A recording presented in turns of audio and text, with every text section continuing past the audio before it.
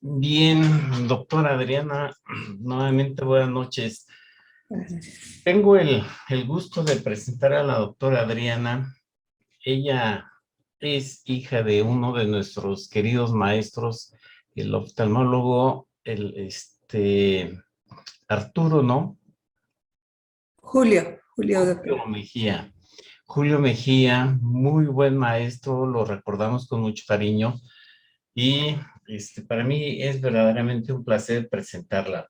La doctora, pues, es egresada de la Facultad de Medicina de la Facultad de Ignacio Chávez. Ella tiene la especialidad en oftalmología y ha sido catedrática de la Facultad de Medicina durante muchos años. Entonces, no quiero yo extenderme mucho tiempo. Tiene un amplio currículum.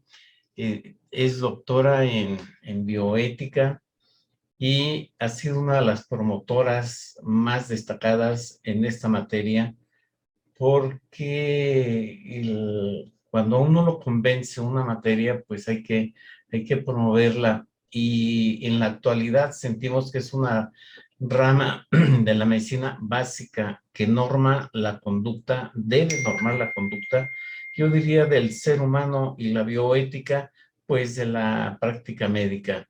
Entonces, no quiero yo ocupar mucho tiempo, doctora. Bienvenida, muchas gracias por esta conferencia que nos va a dar, y paso a ceder la palabra con mucho gusto. Muchas gracias, doctor. De verdad, un gusto estar aquí con todos. Y sobre todo, pues trataré de que esto sea interesante y que pudieran ustedes realmente tomar pues elementos básicos o elementos importantes para su práctica profesional. Entonces, si me permites compartir pantalla, Camila. Sí, doctora, ya está habilitado. Sí, a ver.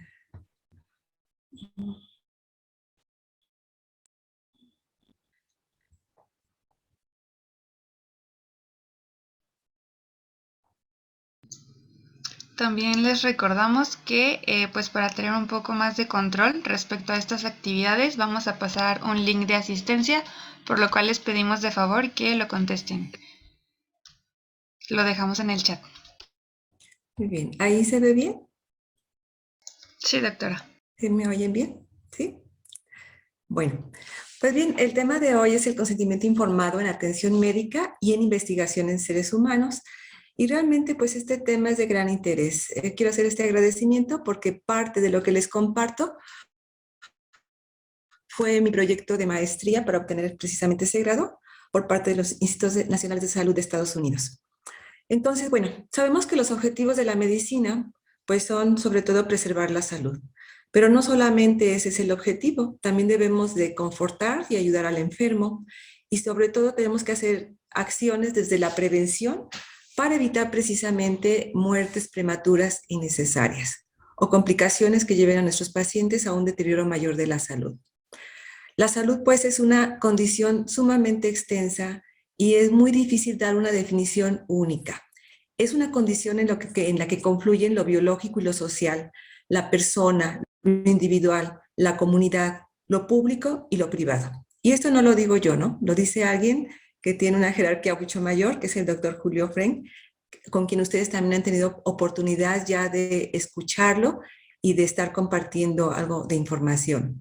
Entonces, las definiciones clásicas, ustedes las conocen, es el grado máximo de bienestar y es un completo estado de bienestar físico, pero no solamente físico, sino también psíquico, social, para una persona.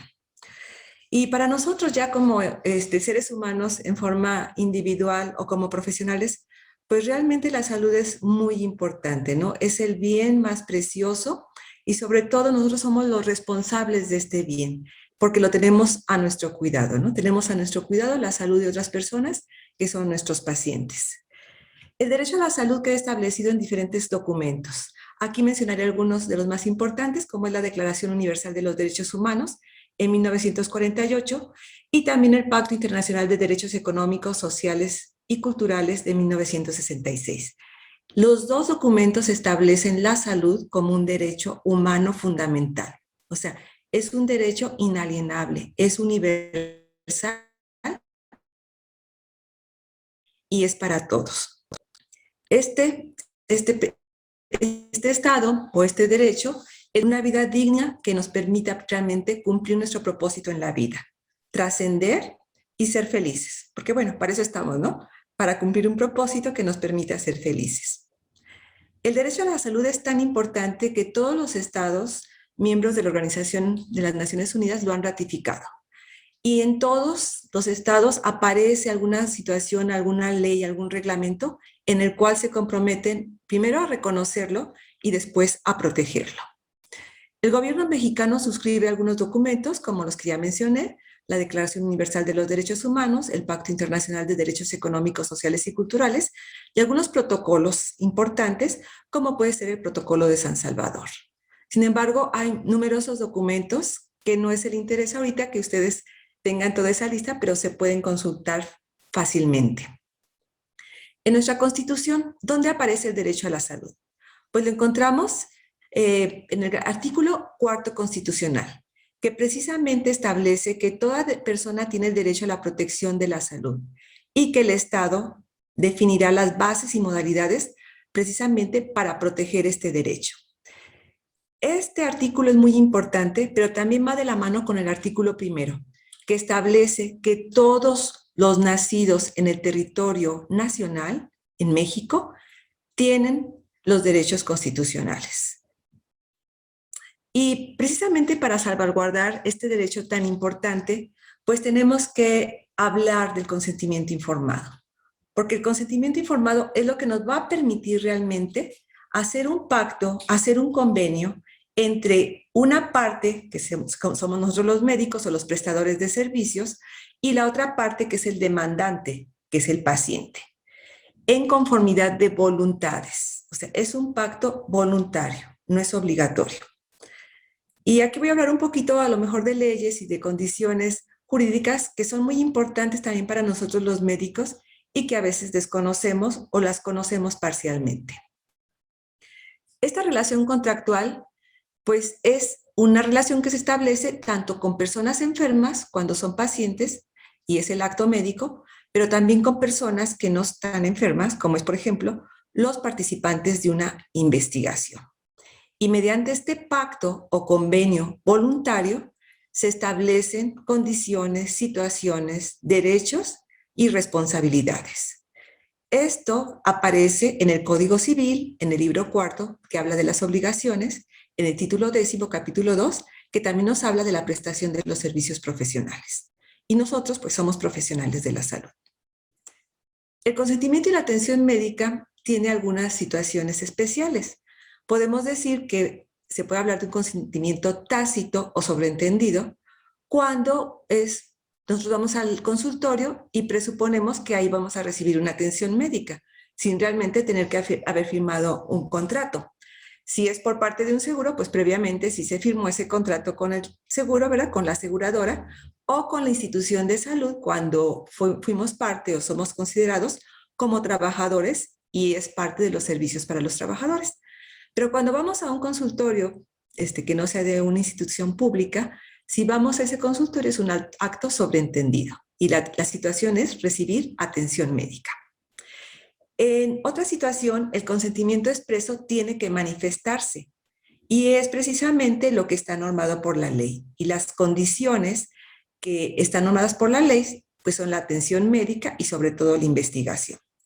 Esto se puede manifestar pues de una manera verbal, lo puedo decir yo quiero atención médica, lo puedo poner por escrito con algunas situaciones que lo requieren específicamente que sea escrito, y por signos inequívocos en aquellas personas o pacientes que por su situación de salud, su situación física, mental o de conciencia no lo pueden realizar. Esto está establecido en el Código Civil en el artículo 1794 y los casos necesarios por ley en el artículo 1803. Pero ¿cuándo aparece esto del consentimiento informado? Bueno, pues precisamente aparece en Estados Unidos. Por algunos casos, como es el caso de la señora Schondorf contra la Sociedad del Hospital de Nueva York en 1914 y el caso Salgo contra Leland Stanford University, que fue en 1957. En ambos casos se realizaron procedimientos que el paciente no sabía, no había autorizado y que realmente le dio complicaciones. En el primer caso, tuvo gangrena y pérdida de algunos elementos corporales, sus dedos, y en el segundo caso, en el de Martín Salvo, el paciente quedó con parálisis de los miembros inferiores. Entonces, se empezó a pensar que esta figura, esta condición de un consentimiento era necesario en medicina, ¿verdad? Porque vamos a hablar también de la cuestión de investigación. Entonces, el consentimiento en medicina, pues está normado por el Código Civil, por la Ley General de Salud, por el reglamento de la Ley General de Salud y específicamente por la norma 04 del expediente clínico en la parte que corresponde al numeral 10, que habla de las cartas de consentimiento y las condiciones que ameritan, ¿verdad?, este consentimiento. No me detengo aquí, vamos a verlo un poco más adelante.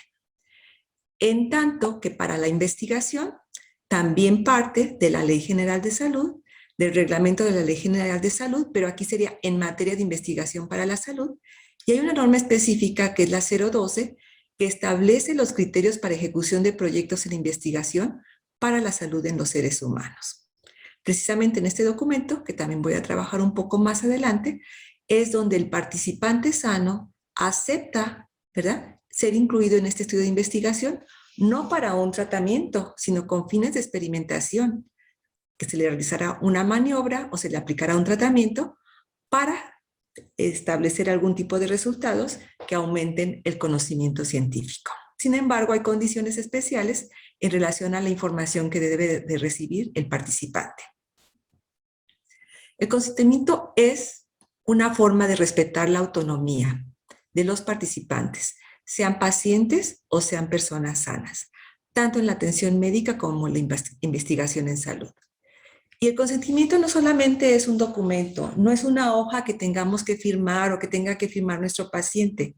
Es un proceso que se construye de una manera continua y gradual en base precisamente a la relación entre el médico y el paciente o entre el investigador y los participantes y que pretende consolidar esta relación en este documento.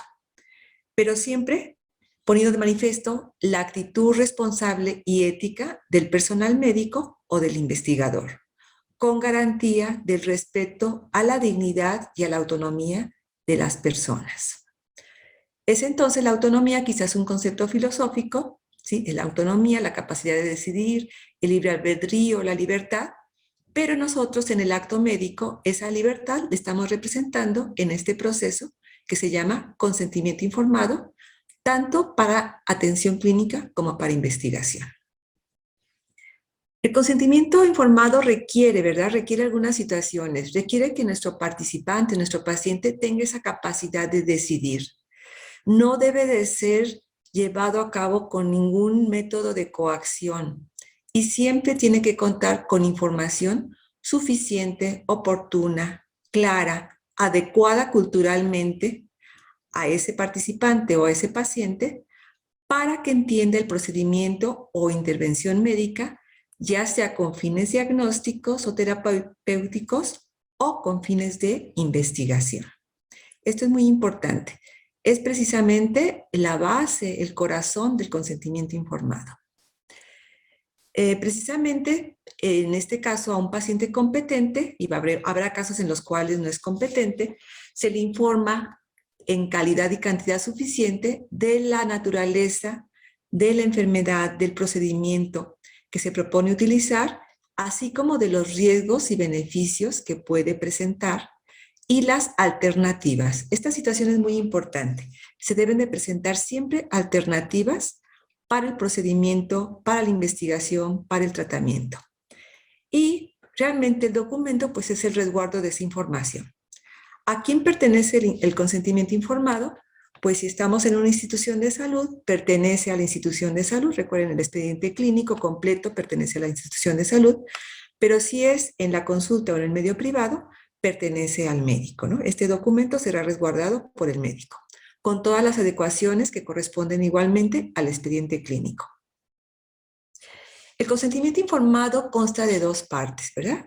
Consta del derecho a la información, que ya hablamos que tiene que ser clara, veraz, suficiente, oportuna, dando todo lo relativo al proceso de atención En el caso de medicina, principalmente enfocado al diagnóstico, al tratamiento y al pronóstico del paciente, y se le deben dar a conocer al paciente todos los riesgos y los beneficios, tanto físicos como emocionales, y las alternativas que habíamos comentado. Es importante comprobar que el paciente, ¿verdad?, haya entendido la información y retroalimentarla si tiene preguntas, dar respuesta a esas preguntas. Y todos los datos, ¿verdad?, todos los datos que obtengamos se les debe de dar precisamente o se les debe de proporcionar en términos de acuerdo a su capacidad legal, a su edad, a su formación y sobre todo a su condición mental. En los casos en los cuales no sean competentes, se debe de establecer otra figura que el Estado también contempla, que es la de representación, o sea, un representante legal. Y aun cuando el paciente no sea totalmente competente, es deseable que siempre tratemos de obtener el asentimiento del paciente.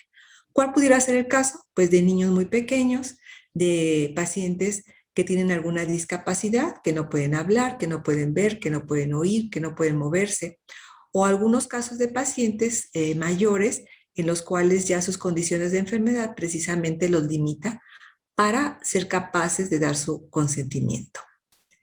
La segunda parte, pues, es precisamente la libertad de elección con los datos que ya le proporcionamos al participante o al paciente. Y aquí tenemos que ser claros también, ¿verdad?, de cuáles son los procedimientos alternativos, cuáles son los riesgos, cuáles son los beneficios y cuál es el procedimiento realmente que estamos nosotros ofertando, ¿verdad?, para decidir en armonía o en cooperación, ¿verdad?, en el modelo colaborativo de atención médica, cuál será la mejor elección para este participante o para este paciente. El consentimiento informado también podemos revisar qué dice la ley y qué dice precisamente los documentos legales. Aparecen otros términos que son similares, que es aceptación, anuencia, aprobación, autorización, permiso, voluntad, y en el caso de los menores, asentimiento informado.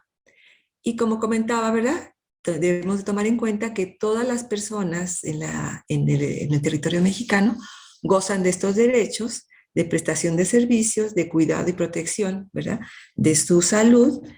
Y en el caso de los menores de edad, sus derechos quedan representados en el artículo 23 por medio de la representación legal. Hay documentos éticos muy importantes que son la base precisamente del consentimiento informado, que es el Código de Nuremberg, la Declaración de Helsinki, el Reporte Belmont, las pautas de la Organización Mundial de la Salud para investigación en comunidades, que son las pautas SIOMS, y nuestros documentos últimos, ¿verdad?, que establecen la Declaración Universal de los Derechos Humanos y la Declaración de Bioética y Derechos Humanos. Todos son importantes, pero son documentos que son tratados o declaratorias, y estos, para que realmente tengan un impacto legal, deben de ser incluidos en las leyes, en este caso, en las leyes mexicanas. Y aquí tenemos, ¿en dónde están? Pues en la Constitución Política, ya dijimos, específicamente en el artículo 1, en el 4 y en el 23, en la Ley General de Salud, en el Reglamento de la Ley General de Salud, y de dos normas importantes que se desprenden, que sería la 04 para atención médica y la 012 para investigación. En relación a la 04, hay que checar el apéndice 17, que habla específicamente de consentimiento informado y de datos clínicos. Aquí en esta pirámide les puse algo de los fundamentos legales, los capítulos, ¿verdad?, donde dice la definición de usuarios en el artículo 50, en el 77 de los beneficiarios de los sistemas de salud, el reglamento de la Ley General de Salud en el 80, ¿verdad?, en materia de prestación de servicios de atención médica, y en el reglamento de la Ley General de Salud en materia de prestación de servicios de atención médica en el artículo 81. No se los tienen que aprender, pero sí tienen que saber que existen y dónde están, ¿verdad?, en la Ley General de Salud y su reglamento. Pero lo que sí tenemos que saber y tenemos que manejar muy bien es precisamente lo que establece la norma oficial mexicana 04 en relación a las cartas de consentimiento informado. Y lo mínimo que deben de tener. Tiene que tener el nombre de la institución, el nombre o razón social del establecimiento, el título del documento, lugar y fecha. Es uno de los datos que más aparece omitido, lugar y fecha, y acto autorizado, así como los riesgos y beneficios. ¿Quiénes tienen que participar en esto? Pues el paciente, el representante legal, quizás es necesario en algunos casos que vamos a comentar, 2 testigos, y se deberán asentar los datos de todos ellos, ¿verdad? De todos los participantes. El nombre del médico también, el nombre completo y firma del médico, al cual se le está proporcionando la información, y nombre completo y firma de 2 testigos. ¿Cuáles son los eventos mínimos que requieren carta de consentimiento informado para atención médica? Pues es el ingreso hospitalario, la cirugía mayor, procedimientos de anestesia general o regional, procedimientos que tienen que ver con condiciones de reproducción como salpingoclasia y vasectomía, para donación de órganos y tejidos, así como trasplantes, para investigación clínica en seres humanos, que vamos a comentar más adelante, para necropsia, para procedimientos de alto riesgo y cualquier procedimiento que entrañe mutilación. Sin embargo, el personal de salud podrá obtener cartas de consentimiento adicionales a las que establece aquí el numeral 10 para cualquier situación que lo considere conveniente. Y todo está previsto precisamente en el reglamento general, ¿verdad?, de la Ley de Salud. Condiciones especiales de consentimiento informado. Pues precisamente los casos de urgencia, pero también están contemplados en el artículo 51 y en el artículo 81. Cuando el paciente se encuentra en estado de incapacidad transitoria o permanente, la autorización deberá proceder precisamente por el familiar que lo acompañe o su representante legal. En el caso de que no se cumplan estas condiciones, el médico puede intervenir al paciente, pero dejará constancia en el expediente clínico y deberá de comentarlo con otro médico. Deberá, precisamente antes de realizarlo, también establecerlo en el expediente clínico y dejar constancia. Entonces, en ausencia de representantes o tutores y que concurra, ¿verdad?, que coincida con un caso de urgencia, precisamente hay que valorar el estado de incapacidad. Se tiene que registrar la ausencia de familiar y el carácter de la urgencia. O sea, no nada más se va a intervenir, todo se tiene que registrar en el documento que va a elaborar el médico. Y también las condiciones por las cuales no es posible diferir el procedimiento. Y como les comentaba, se deberá de hacer bajo el acuerdo de 2 médicos que tomarán esta responsabilidad previa valoración del caso y constatando, ¿verdad?, dejando asentada la información en el expediente clínico. En el caso de urgencias, precisamente, pareciera que este tiempo en el cual se tiene que tardar el médico en decidir, ¿verdad?, o en establecer el proceso de consentimiento informado legal, es una pérdida de tiempo, pero no, precisamente es la manera en que se respeta la libertad, ¿verdad?, de la persona, pero también se respeta el derecho del Estado de proteger esta libertad. Entonces, es una obligación mayor, ¿verdad?, todavía para el médico, como está establecido aquí en la parte 2, en el cual realmente se le solicita un nivel mucho más alto de actuación para acreditar la protección a la salud y a la vida que va a ser del paciente y que debe hacerlo acompañado de otro profesional médico. No solos, chicos, no solos. En el caso de las limitaciones del consentimiento informado por falta de competencia, entonces tenemos el consentimiento por representación para menores de edad, para personas con trastorno mental, cuando el titular se encuentra inconsciente o en emergencias médicas. Y aquí están los artículos que ya había comentado, ¿verdad? Es importante que aún, lo que ya también comenté, sobre todo en menores de edad, se tome su asentimiento. Se les debe de tomar su opinión, aun cuando sean niños pequeños, ¿verdad? Nosotros podemos interactuar con ellos y tratar de explicarles parte de los procedimientos o parte de lo que se les va a realizar y que ellos entiendan y que estén de acuerdo. Es lo que marca la ley precisamente en el artículo 23. El consentimiento informado tiene muchos vicios. Puede tener falta de información, puede estar incompleto, puede no tener firmas, puede no tener datos sensibles como cuál es el acto médico, por qué se le va a realizar, cuáles son los beneficios, cuáles son las complicaciones, si realmente es necesario ese acto médico. Entonces, ¿esto trasciende realmente, esto impacta al acto médico? Pues en los estudiosos de la materia dicen que el consentimiento incompleto no afecta a la atención médica, pero es deseable que siempre se cumpla con un consentimiento informado, completo y adecuado. ¿Por qué? Porque el acto médico no es una sola situación, ¿verdad? El acto médico no solamente es el consentimiento informado y su proceso. Sí es una parte importante. El acto médico se conforma de diferentes etapas. Las principales, la diagnóstica, la terapéutica y la recuperatoria. Y la correcta actuación del médico es independiente del consentimiento informado. Si bien un consentimiento informado puede ser objeto de mala praxis y puede ser el médico requerido para una indemnización o para un juicio, un consentimiento informado que no represente daño moral no representará tampoco un perjuicio para el médico que no lo haya cumplido. Si esto quieren, después lo comentamos un poco más en las preguntas. Precisamente esta fue una tesis de sentencia que el acto médico pues debe de ser el mejor para la mejor práctica médica para el paciente y que este acto será penado y será objeto de una responsabilidad patrimonial y de una indemnización para el paciente cuando al paciente se le haya causado un daño por no haberle dado la posibilidad de elegir someterse a una intervención, o sea, porque no le dimos esa opción a nuestro paciente, porque no existe el consentimiento, o sea, porque no existe o porque hay inexistencia de algún tipo de información sensible necesaria para el procedimiento, por omitir riesgos y contraindicaciones, por no informar secuelas de la intervención y por omitir, ¿verdad?, alternativas terapéuticas acreditadas. Entonces, el consentimiento informado en sí no es motivo de una mala praxis o de una responsabilidad que deba llevar a un pago de indemnización al médico, pero hay condiciones específicas que ya están establecidas que debemos evitar y sobre todo, pues no tanto por la situación legal, sino porque nuestro objetivo es brindar siempre la mejor atención y al médico a los pacientes y de la mejor calidad.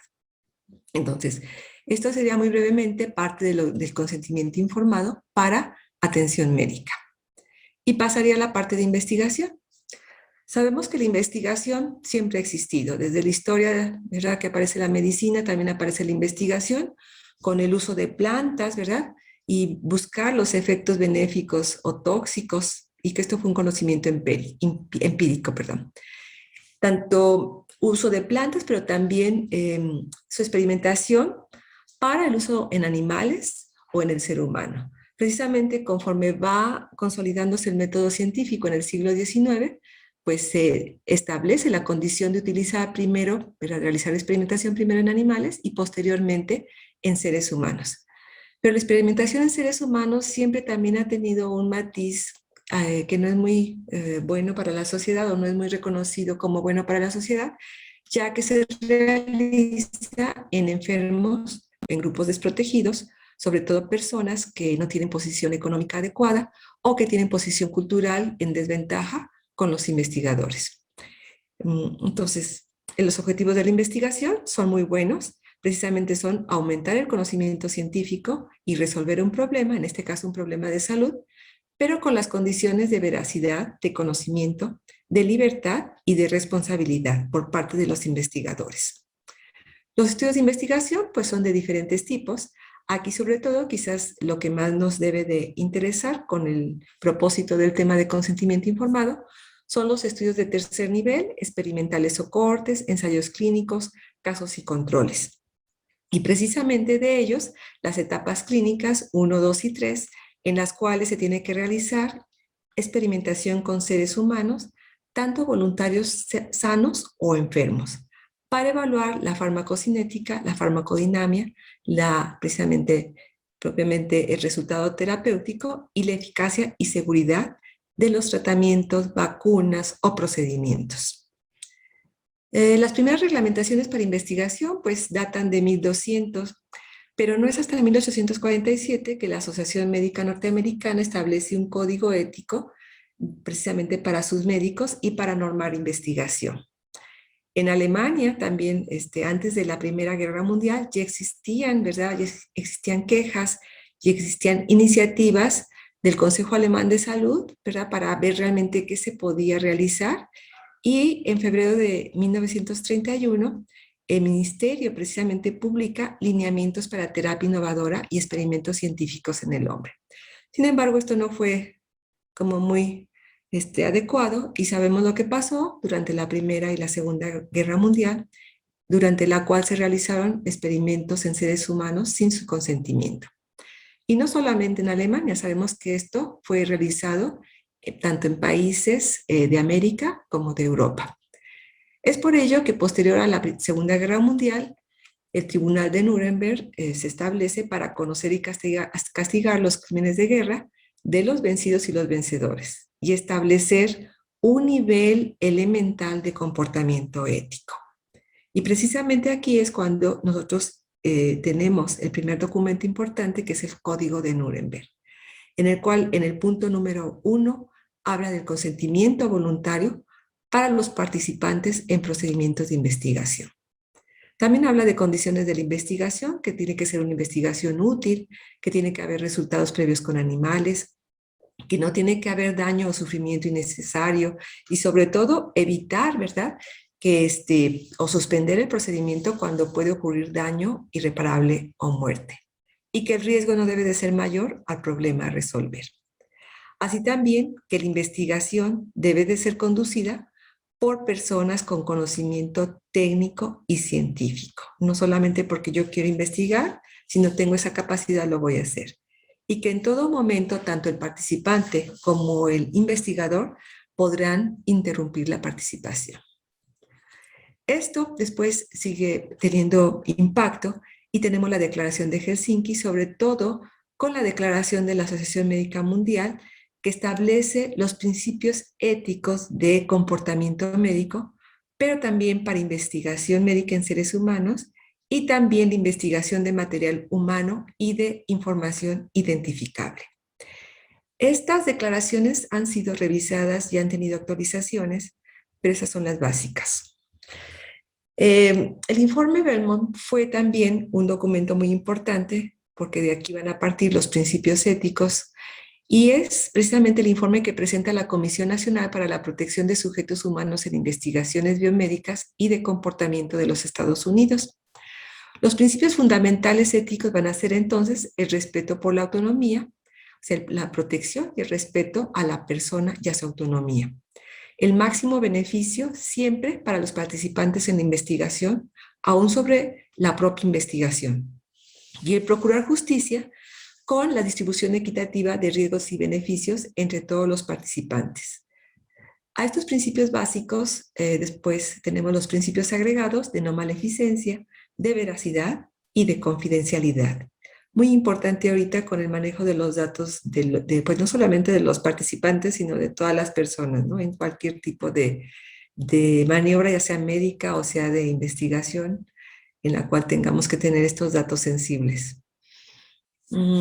Después del informe Belmont, tenemos que los investigadores Bucham y Childress publican un libro, Los Principios de Ética Médica, que son un gran éxito, ¿verdad? Porque realmente establecen las bases éticas de la investigación, las integran con las bases de la ética médica y pues también conforman las bases éticas del comportamiento humano en general. Todos estos documentos que he comentado están incluidos en la ley, ¿verdad?, en la Constitución y en la Ley General de Salud de México, así como en el reglamento.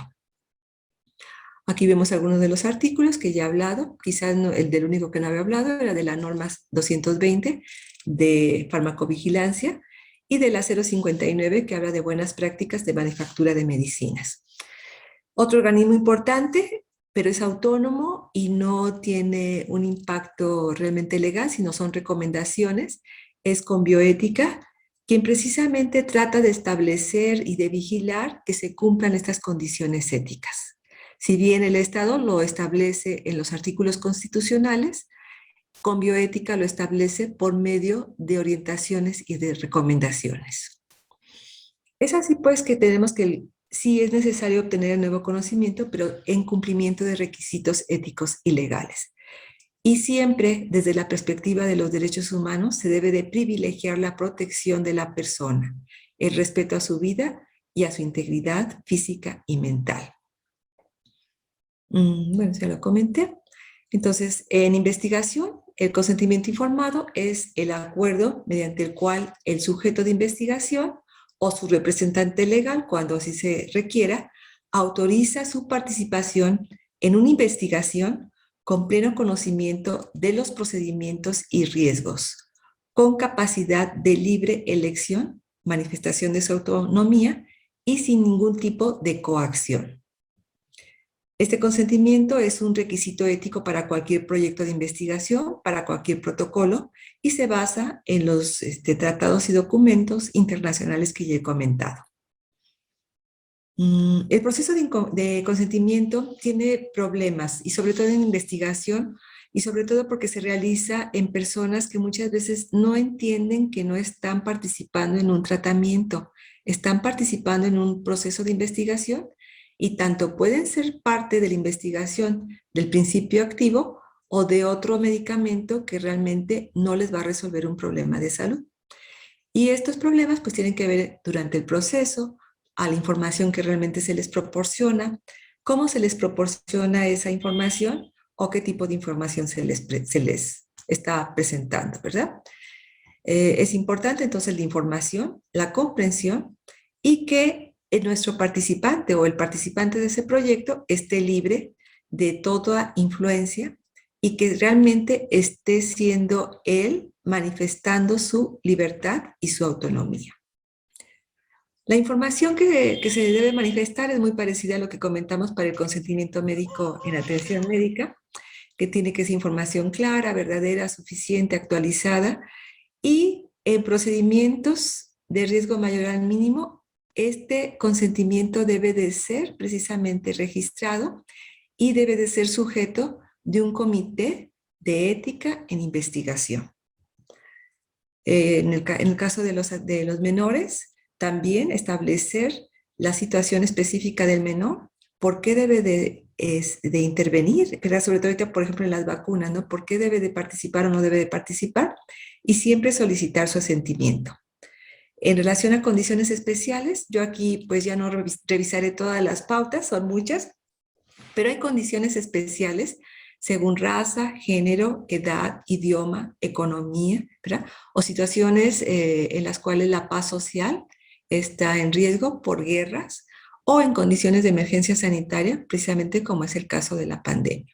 Situaciones especiales de investigación en menores de edad, en embarazadas y fetos, en pacientes con problemas mentales o psicológicos y en el caso de estudiantes y subordinados, porque ellos pudieran ser que no tengan cabalmente su autonomía.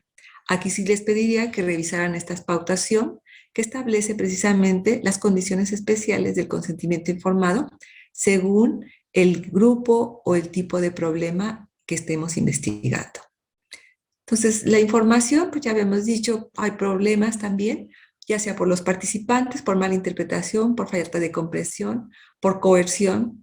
En el caso de los financiadores, porque acuérdense que todos los proyectos de investigación tienen recursos y tratan de obtener beneficios muchas veces en relación a los pagos, a las compensaciones, al uso, ¿verdad? Y disposición de los servicios y la tecnología, o por conflictos de interés, porque no se realizan realmente el proceso con transparencia y hay también sesgo en este tipo de manejo de recursos.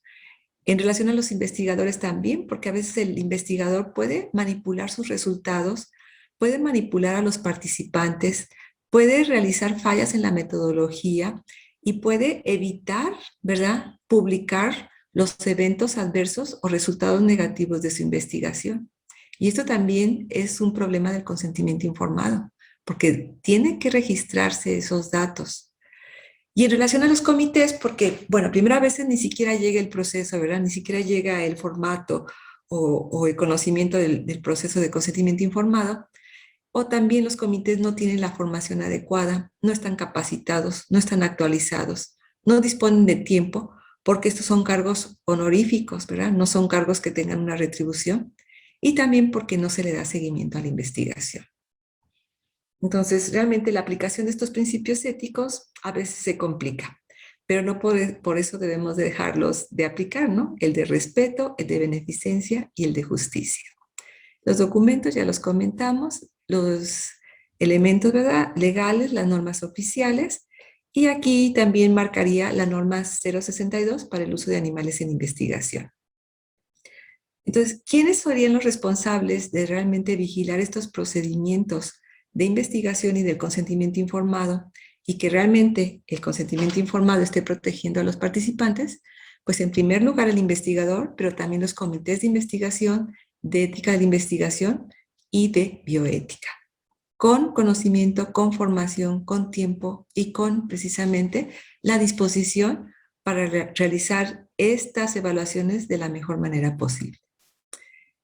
Aquí les pongo un ejemplo, por ejemplo, en los tratamientos antivirales de la pandemia, pues existen ensayos multicéntricos que involucran muchos pacientes, muchos países, y que realmente algunos de estos ensayos, como esto, ustedes lo pueden teclear, por favor, háganlo, chicos.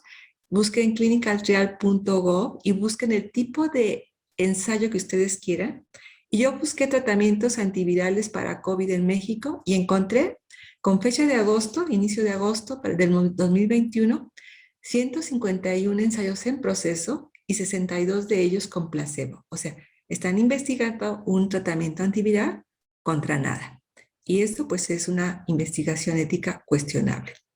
Otra situación sería, por ejemplo, en Inglaterra, que en febrero de 2021, para conocer más sobre la enfermedad, sobre COVID, a pesar de que existían numerosos casos de pacientes en el mundo, se infectaron, ¿verdad? Se autorizó, los comités autorizaron la infección de 90 voluntarios sanos para conocer la historia natural precisamente del COVID y tener más elementos para atacarla.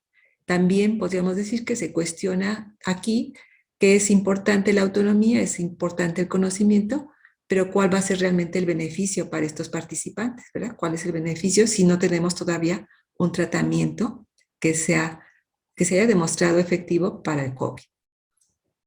Este es un documento que yo realicé de algunas de las partes necesarias que tienen que tener el consentimiento bajo información para investigación biomédica, la parte de identificación, la parte de requisitos básicos y la de certificación donde estableceríamos las firmas. Y quiero comentarles estos dos puntos que ya estamos terminando. Precisamente las resoluciones que establece la Comisión Interamericana de Derechos Humanos en relación a consentimiento informado en la resolución número 4, que establece las directrices para protección del derecho al consentimiento previo, libre e informado de las personas con COVID para su tratamiento. Aquí ustedes me pueden comentar, bueno, no hay tratamiento, están en urgencias, están en terapia intensiva, están en un estado de incapacidad. Eso sí que lo comentamos en preguntas. Y esta otra resolución, que es el derecho al consentimiento previo, libre, informado, y que toda vacuna para COVID que el Estado vaya a suministrar debe contar con el consentimiento previo, libre e informado de la persona que la recibe. Ello implica que toda persona tuvo el derecho a la información oportuna, completa, comprensible, clara, sin tecnicismos, fidedigna, culturalmente apropiada, tomando en cuenta las particularidades y necesidades específicas de esa persona. Es entonces que, bueno, la investigación en seres humanos es necesaria, es importante, pero debe de cumplir estrictamente los principios éticos y las normas legales, aún en condiciones de pandemia, aún en condiciones de urgencia. ¿Por qué? Porque siempre se debe de privilegiar el cuidado y la protección de la salud de las personas y de los sujetos de investigación. Y el medio es el consentimiento informado. Es así que aun cuando el consentimiento informado, hemos visto los cambios en los modelos de atención médica, estamos viendo lo que está pasando en esta pandemia, pero se debe de realizar en seguimiento de los mismos lineamientos y en cumplimiento de la normatividad, siempre de la mejor y de la mayor calidad posible. Y es una responsabilidad de todos, de los comités, de los médicos, de los investigadores, de los profesionales, de la sociedad y del Estado. Y también es una responsabilidad que nosotros nos sigamos formando, nos sigamos educando y que también lo hagamos con nuestros pacientes y con la sociedad. Con esto termino y bueno, pues yo agradezco su atención. Espero que la información que les he compartido les haya sido de utilidad. Muchas gracias.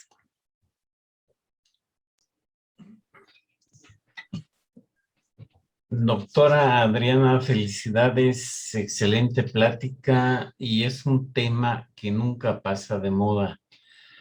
Ahorita los compañeros que están en formación, a lo mejor se les van a quedar grabados, pero también deben tener siempre la acuciosidad de la duda, ¿sí? Y verdaderamente es un tema que uno nunca termina de aprender, porque además el consentimiento informado llega a causar en los médicos problemas legales, tanto en lo económico como hasta en los penales, que pueden llegar a ir a la cárcel. La felicito, doctora. Le digo, todo esto nos retroalimenta, y a los compañeros que están en formación, a los médicos que están en formación, pedirles que tomen muy en cuenta estos temas. Bien, pues muchas gracias, doctora, y también a todos los demás doctores que estuvieron aquí nutriendo lo que estuvimos platicando con sus experiencias y sus preguntas. Sin duda, pues es un tema súper importante. Creo que ya quedó, pues, todos estamos de acuerdo en que es muy importante y debemos informarnos al respecto. Entonces, a nombre de SAICIC, pues le agradecemos mucho su participación y esperamos vernos pronto.